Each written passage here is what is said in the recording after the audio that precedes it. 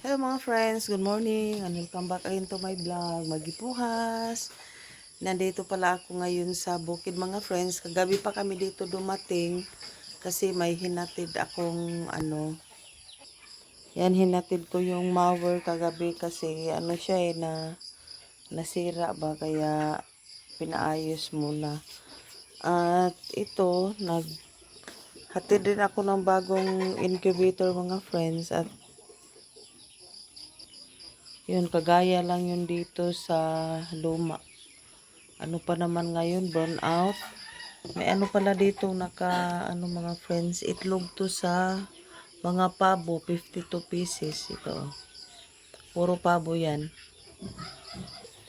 Ito naman, itlog sa mga Rhode Island. At kaya ako pumunta dito mga friends, dahil nga naghati dito, bumili kami ng bagong incubator. Ito siya. Hindi pa siya na-assemble. Kasi yung niya, ito. Yung dito ba, itong sa gilid. Ito. Kulang siya. Paano siya ma-assemble? Tatlong piraso lang itong ganito niya. Isa. Dalawa. Ano yung isa? Ito tatlo lang siya kaya i-return namin to. At kulang rin siya sa ito, bolt.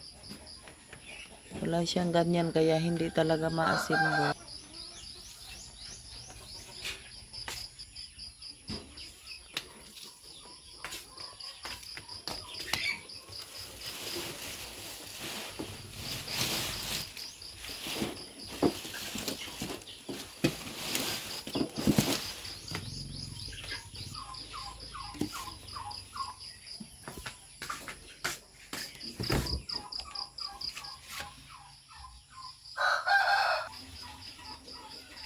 Yan yung mga itlog ng manok. At saka may pabo pa dito. At ito, mga friends, nandito ako ngayon sa mga pabuhan. Maliwanag na. At itong mga pabo, mga friends, dito lang pala sila nangingitlog. Tapos tingnan nyo, ilan silang nangitlog ha? Isa, dalawa. Naglimlim na yata sila. Apat sila dito. Papalit-palit sila kaya kinukuha na lang yung itlog. Doon namin inaano sa incubator. At yun, nag-order na ako ng mga friends, trapal para lagyan sila ng parang bubong ba para safe yung nila, mga itlog. Parang hindi naman sila marunong maglimlim kaya sinape na namin doon sa incubator. Ayan, at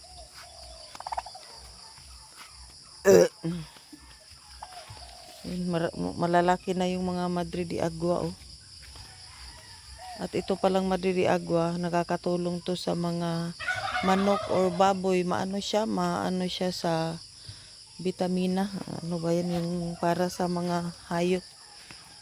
At lumaki na rin yung aking mga luyang dilaw. Marami pa to. Saan ba yung iba?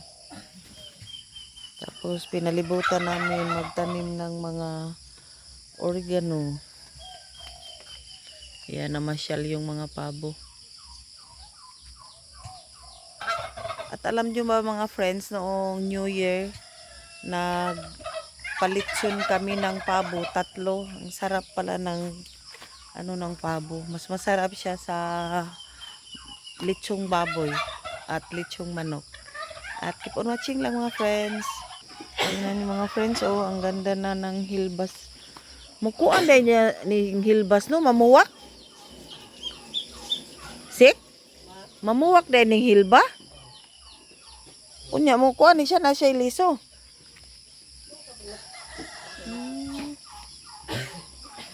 Papasok tayo dito sa mga pabo mga friends. Tignan natin yung mga sisiw.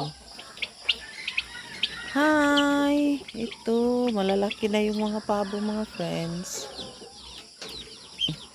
Saan mo pagtangtang? Hindi mo siya mabuksan. Ayan, malalaki na siya oh.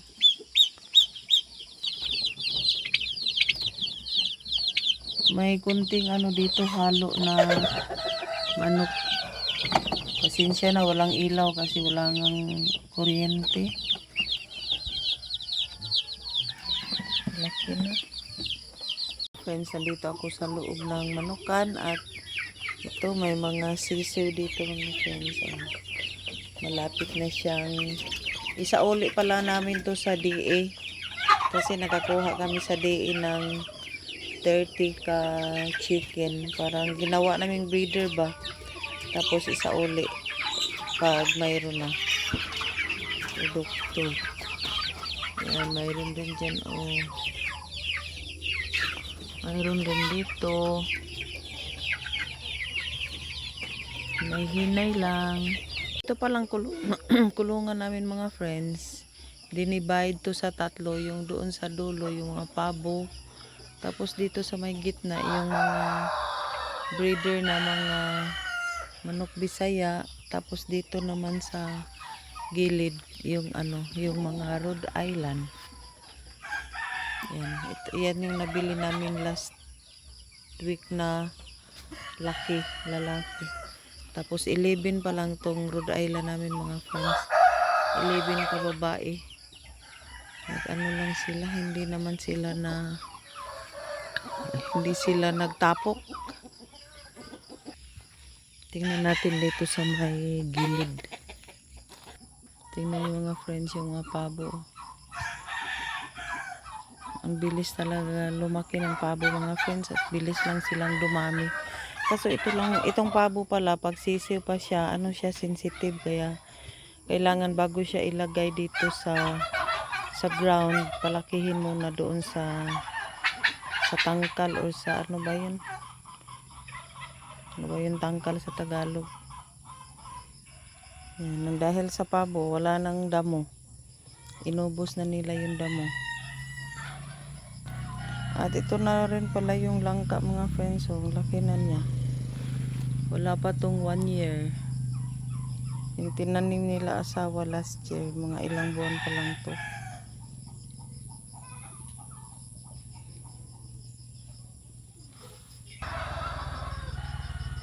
Dito.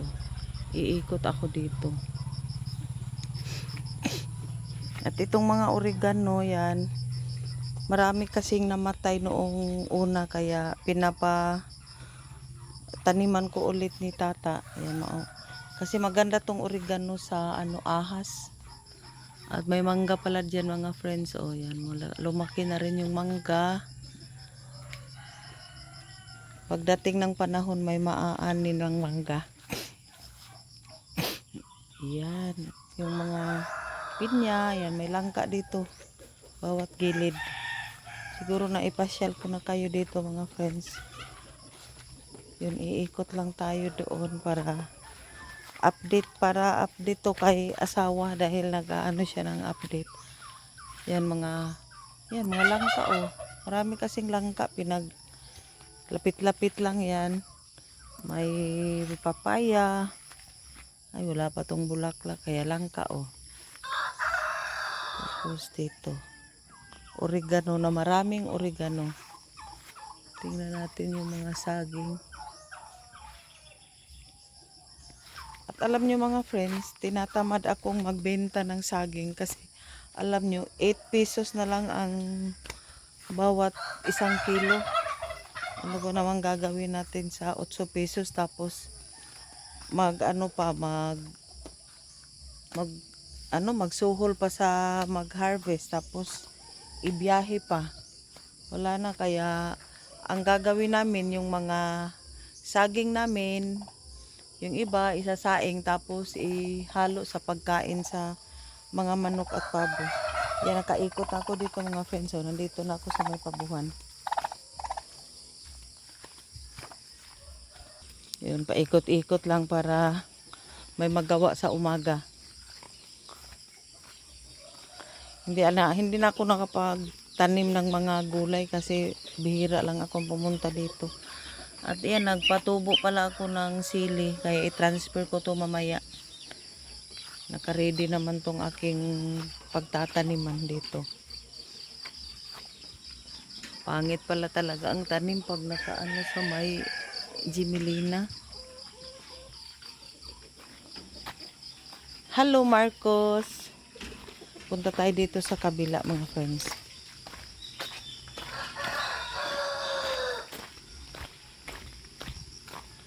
Hi mga dugi.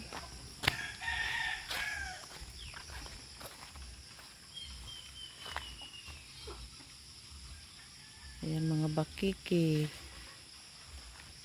May mga breeder dito mga friends. Tapos mayroon ding mga pinapalaki. Yan. At alam niyo ba mga friends yung mga mulberry dito. Yan. Yung hinarvest ko noon.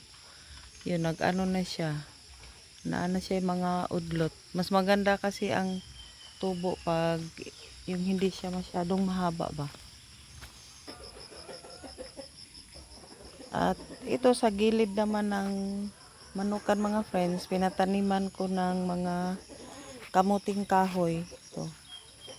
Para ano siya, pag tumubo siya, malamig ba sa mga manok, hindi masyadong mainitan. Ayan. Mga kamuting kahoy yan nasa gilid. Pag lumaki na siya, ano na siya, para na rin siyang pinsa. At dito, mga mulberry naman siya, oh, para ano siya, kural. Oregano. Dito ko pala kinuha yung luyang dilaw last week. Yan, oh. Kaya ko pinatanggal dito mga friends kasi ipapatag ko yan tapos lagyan ng gravel. Sa ngayon hindi pa siya na asikaso kasi busy yung caretaker. At ito naman pala mga friends, kapag transfer na ako ng siling, espada at may dalawa ditong ano, ito kamatis, ito at saka ito. May tumubo kasi kaya dalawa, sinali ko na lang. At ito. Yan, may tumubo dyan. Ewan ko kung ano yan. Kaya di ko na lang muna ginalaw. At kunti lang ang itanom ko mga friends dito lang sa paso. At pag lumaki na yan siya, medyo malaki na, dagdagan naman yan ng lupa. Yun pala ang technique. I-ano muna ba doon sa ilalim para malalim ang ano niya. At pag lumaki na yan, ilipat ko yun doon sa may harapan para malayo siya dito sa may mga dahon ng Jimelina. Kasi pumapangit ang tanim pag katapat lang ng mga Jimelina ba. At hanggang dito na lang muna ang ating vlog mga friends. Update sa bukid. Thank you for watching. At maraming salamat po. Shout out sa inyong lahat na ating mga kaibigan na sumisili pa rin kahit busy sila. Thank you for watching po. Bye bye. God bless.